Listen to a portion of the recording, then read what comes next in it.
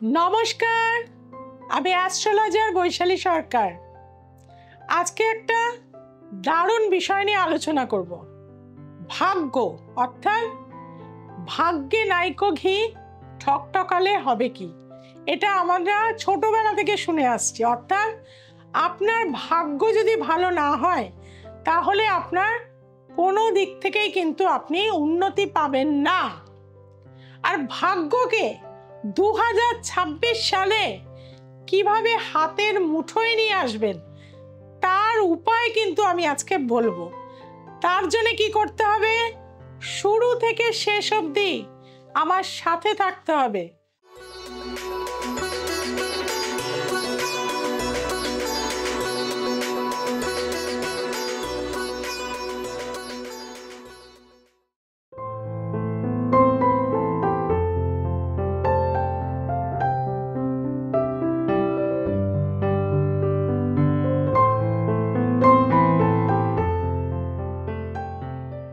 প্রথম কথাই বলবো, ভাগ্য হচ্ছে আমাদের নবম ভাব, অর্থাৎ পঞ্চমের পঞ্চম ভাব।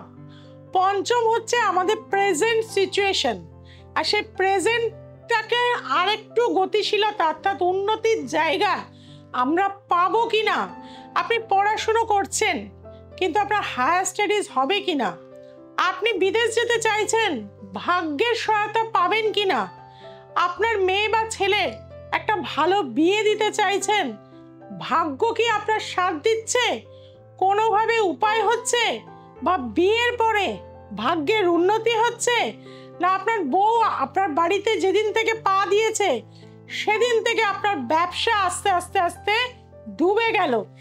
এই যে ভাগ্যের আমরা সহায়তা সবাই প্রত্যেকেই চাই, আমরা যে যে সেক্টরেই থাকুক না কেন আমাদের কিন্তু ভাগ্যকে মানতে হবে।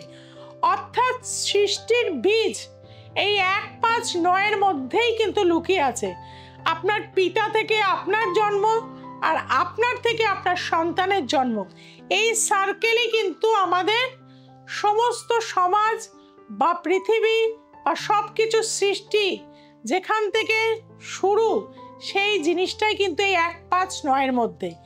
কিন্তু তার মধ্যেও কিন্তু মেন হাউস হচ্ছে আমাদের ভাগ্য ভাব, অর্থাৎ নবম ভাব।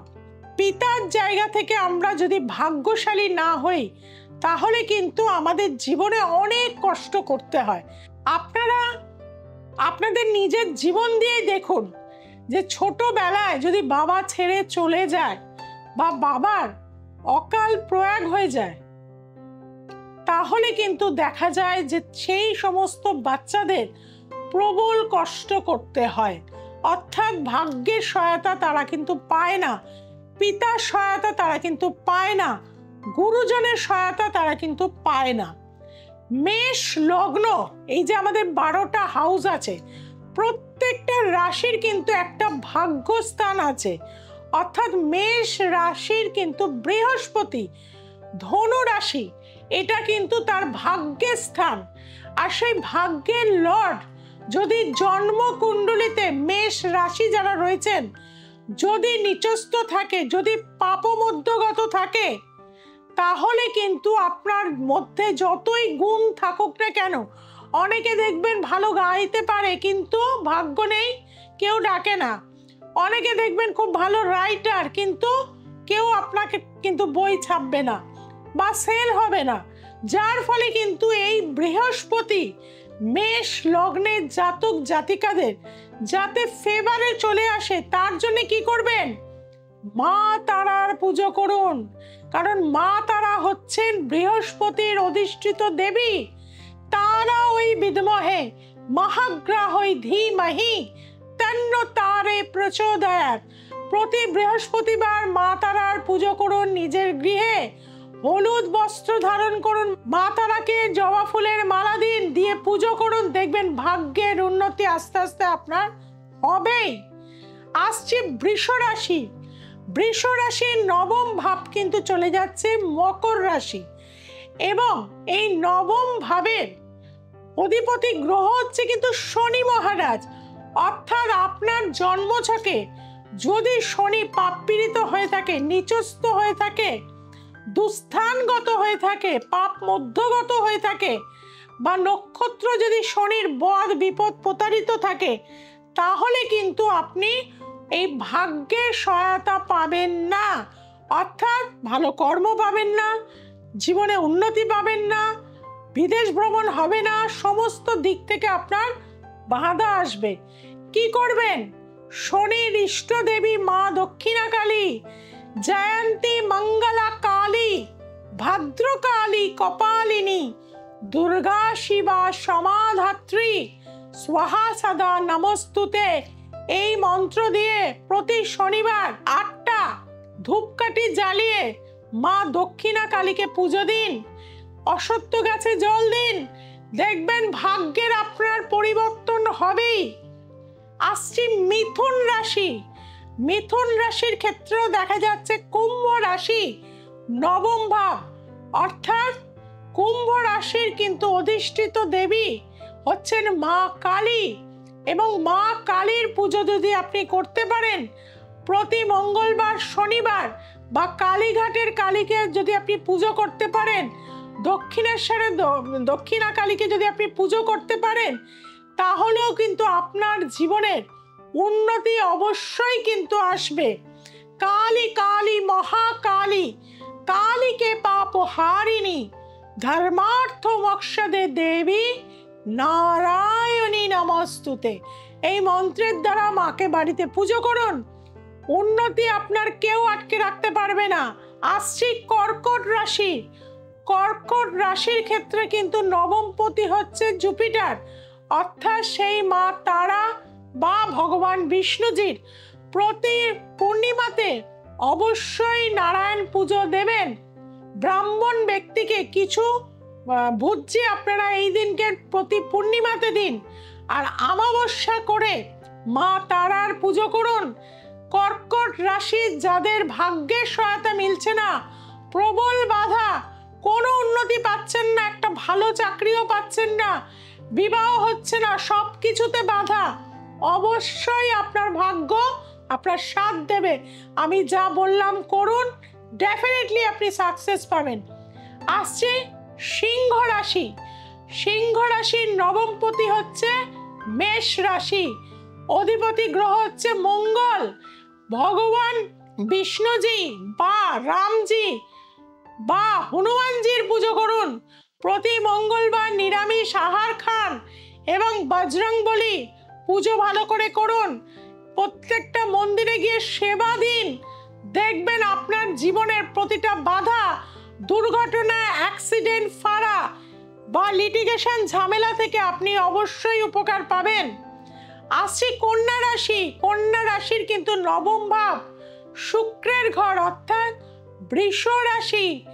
মা লক্ষ্মীর পুজো করুন, প্রতি বৃহস্পতিবার বা শুক্রবার পদ্ম ফুল দিয়ে বিশ্বরূপেষু ভাজ্যাসি পদ্মে পদ্মালয়ে শুভে সর্বাত্মং পাহিমাং দেহি মহালক্ষ্মী নমস্তুতে, এই মন্ত্রের দ্বারা মা লক্ষ্মীকে সুন্দরভাবে সাজিয়ে গুছিয়ে আপনারা কিন্তু প্রতি বৃহস্পতিবার বা শুক্রবার মা লক্ষ্মীর পুজো করুন। এবং যারা তুলা রাশির রয়েছেন, আপনাদের ভাগ্যবতী হচ্ছে কিন্তু মিথুন রাশি, অর্থাৎ গণেশজি। ভগবান গণেশকে পুজো করুন, দেখবেন যারা তুলা রাশি বা লগ্নের জাতক জাতিকা রয়েছেন ভাগ্যের সহায়তা পাচ্ছেন না, বক্রতুণ্ড মহাকায় সূর্যকোটি সমপ্রভ নির্বিঘ্নং কুরু মে দেব সর্বকার্যেষু সর্বদা, এই মন্ত্রের মাধ্যম দিয়ে প্রতি বুধবার গণেশজি থেকে জবা ফুলের মালা দিন, দুব্বার মালা দিন, দুব্বা জবা ফুল তাকে অর্ঘ্য দিন, লাড্ডু দিন, দেখবেন আপনার জীবনে না হওয়া কাজও কিন্তু হয়ে যাবে। অগণিত মানুষ আমার কাছে আসে, আর এই ছোট ছোট উপায়গুলো করে মানুষ কিন্তু দারুণভাবে উপকার পায়, যার জন্য আমার এই অনুষ্ঠানগুলো আপনারা প্রচুর মানুষকে শেয়ার করবেন। যাদের হয়তো দামি রত্ন কিনে পড়ার ক্ষমতা নেই, তারাও কিন্তু এই ক্রিয়াগুলো করে ভীষণ ভালো থাকতে পারবে। আসছি কর্কট রাশি, অর্থাৎ বৃশ্চিক রাশির ক্ষেত্রে কর্কট রাশি হচ্ছে নবম ভাব, আর তার কিন্তু অধিপতি গ্রহ হচ্ছে কমলা বা ভগবান লক্ষ্মী, কমলান্তিকা চন্দ্রের। প্রতি পূর্ণিমাতে লক্ষ্মী পুজো করুন বাড়িতে। প্রত্যেকটা পূর্ণিমায় লক্ষ্মীকে সন্তুষ্ট করতে নারায়ণের পুজো করতে হয়, অর্থাৎ জামাইকেও কিন্তু বাড়িতে আনতে হয়, তবে লক্ষ্মী সেই বাড়িতে কিন্তু বসত করে। কাজে প্রতি পূর্ণিমায় বাড়িতে যারা বৃশ্চিক রাশির জাতক জাতিকারা রয়েছেন নিজেরা বাড়িতে লক্ষ্মীর চালিসা পাঠ করুন বা লক্ষ্মীর পাঁচালি যেটা আমরা বলি পাঠ করুন, নারায়ণ পুজো করুন, অল্প করে সিন্নি করুন নিজের মতন। দেখবেন আস্তে আস্তে ভাগ্য আপনার চাকা কিন্তু ঘুরতে শুরু করবে এবং আপনারা ভালো থাকবেন। আসছি ধনুরাশি। ধনুরাশির নবম ভাব কিন্তু সিংহ রাশি, অর্থাৎ ভগবান সূর্যের পূজা করুন। প্রতি রবিবার সূর্যার্ঘ্য দিন। ভগবান বিষ্ণুজির পূজা করুন। নম ভগবতে বাসুদেবায় নম এই মন্ত্রের দ্বারা তুলসী এবং সাদা চন্দন দিয়ে ভগবান বিষ্ণুজির পায়ে বা নারায়ণ শিলাতে দিন।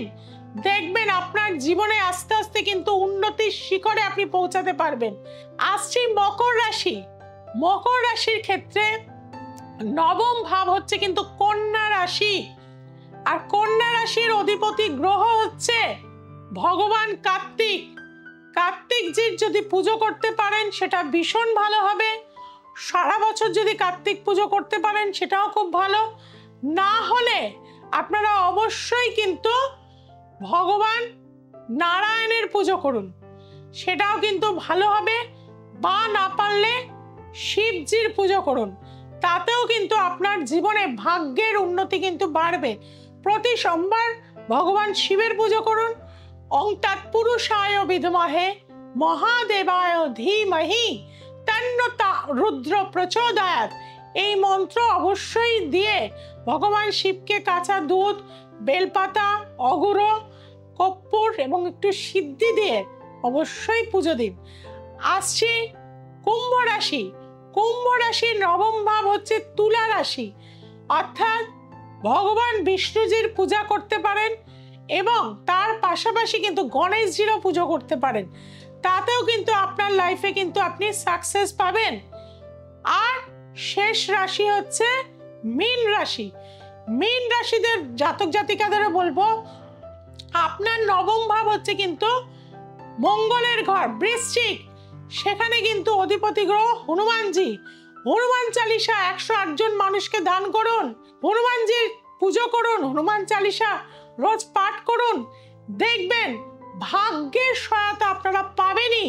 আর ভাগ্য যখন আপনার সাথ দেবে জীবনের যে কোনো অসফল জায়গা থেকে আপনি কিন্তু সাকসেস হতে পারবেন।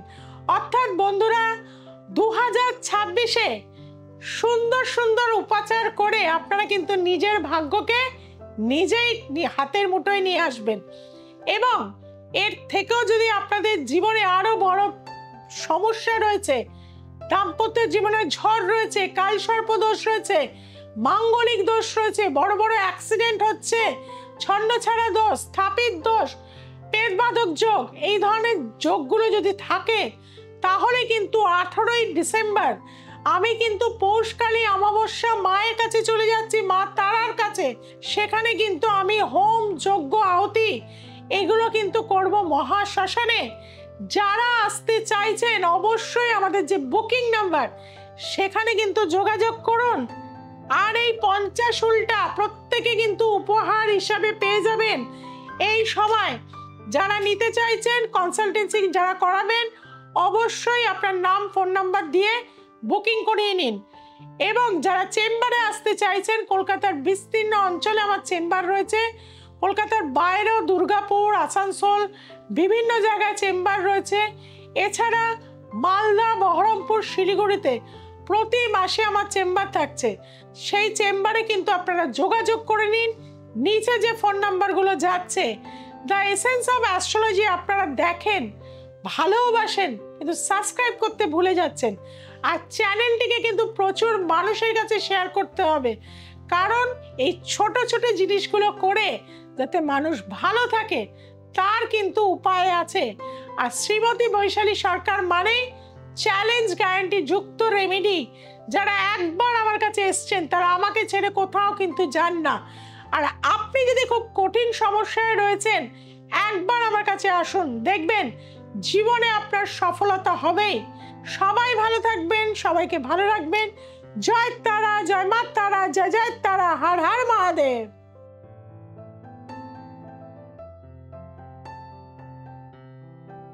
নমস্কার, আমি মৌসুমী কিসকু।